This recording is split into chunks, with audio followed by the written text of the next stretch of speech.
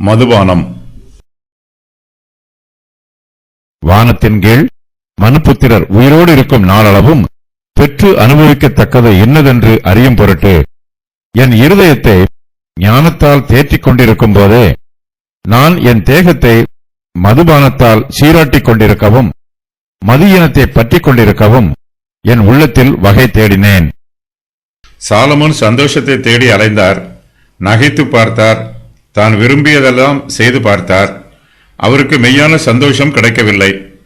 தன்னுடைய வாய்க்கு ருசியாக நன்றாக புசித்தால் அல்லது நன்றாக பானம் பண்ணினால் தனக்கு சந்தோஷம் உண்டாகும் என்று சாலமோன் நினைத்தார்.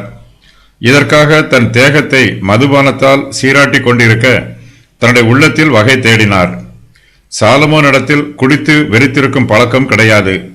ஆனாலும் மதுபானத்தை மட்டாய் பயன்படுத்தி பார்த்தார். மதுபானத்தினால் தனக்கு சந்தோஷம் கிடைக்குமா என்று சோதித்து பார்த்தார். இது ஒரு அபாயகரமான சோதனை. இந்த சோதனையினால் மனுஷருக்கு ஆபத்து வரும்.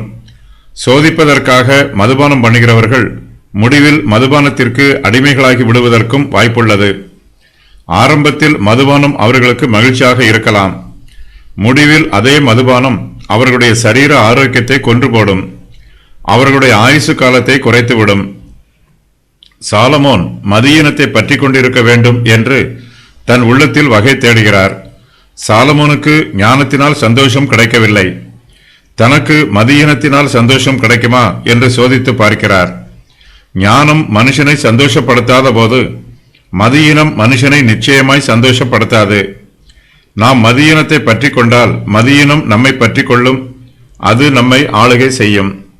சாலமோன் மதியினத்தை பற்றி கொண்டிருக்க தன்னுடைய உள்ளத்தில் வகை தேடினாலும் அவர் ஞானத்தை பெற்றுக்கொள்ளவே முயற்சி செய்தார். தன்னிடத்தில் உள்ள ஞானத்தை பயன்படுத்தி மெய்யான சந்தோஷத்தை எவ்வாறு பெற்றுக்கொள்வது என்று ஆராய்ந்து பார்த்தார். ஆகையினால் மதியினம் சாலமோனை பாதிக்கவில்லை. அவர் சோதனைக்காக பயன்படுத்திய மதியினத்தை விட ஞானம் அவரிடத்தில் மிகவும் அதிகமாய் இருந்தது. சாலமோன் மெய்யான சந்தோஷத்தை பெற்றுக்கொள்ள பல வழிகளில் முயற்சி பண்ணினார். எல்லாமே அவருக்கு மாயையா இருந்தது. மதுபானமும் மாயை. மதுபானம் தன்னை பருகுகிறவர்களை பரியாசம் பண்ணும். மதுபானத்தை பருகுகிறவர்கள் குடிப்பழக்கத்திற்கு அடிமைகளாகி விடுவார்கள். ஒரு குறிப்பிட்ட அளவு மாத்திரமே மதுபானம் பண்ணுவேன் என்று யாராலும் கட்டுப்பாடோடு இருக்க முடியாது. ஒரு சிலர் ஆரம்பத்தில் தங்களை கட்டுப்படுத்துவார்கள். முடிவில் மதுபானம் அவர்களை கட்டுப்படுத்தும், அவர்களை ஆளுகை செய்யும். மதுபானம் பண்ணுகிறவன் தன்னுடைய தாகத்தை தீர்ப்பதற்கு அதை பானம் பண்ணுவதில்லை. தன்னுடைய ஆசையையும் குடி வெறியையும் நிறைவேற்றுவதற்கே மதுபானம் பண்ணுகிறான். முடிவில் அவன் மதுபானத்திற்கு அடிமையாகி விடுகிறான்.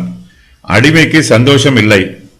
வானத்தின் கீழ் மனுபுத்திரர் உயிரோடு இருக்கும் நாளளவும் பெற்று அனுபவிக்கத்தக்கது இன்னதென்று அறியும் பொருட்டு சாலமோன் தன் இருதயத்தை ஞானத்தால் தேற்றிக் கொண்டிருக்கிறார்.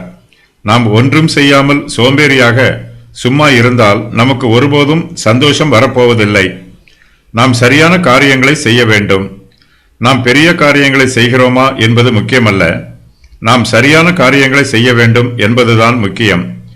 நாம் அதிக கடினமாய் உழைக்கிறோமா என்பதை விட சரியான வேலையை செய்கிறோமா என்பதுதான் முக்கியம்.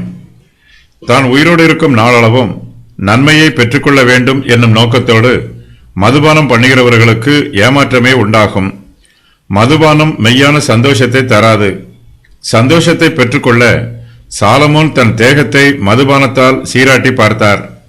ஆனால் அவருக்கு சந்தோஷம் கிடைக்கவில்லை. ஆகையினால் மதுபானமும் மாயை என்று தீர்மானம் பண்ணுகிறார். மதுபானத்தினாலும் நமக்கு சந்தோஷம் வராது. மது ஈனத்தினாலும் நமக்கு சந்தோஷம் வராது. தேவனுடைய கிருபையினால் மாத்திரமே நமக்கு சந்தோஷம் வரும். நம்முடைய சந்தோஷம் தேவனுடைய அனுகிரகம்.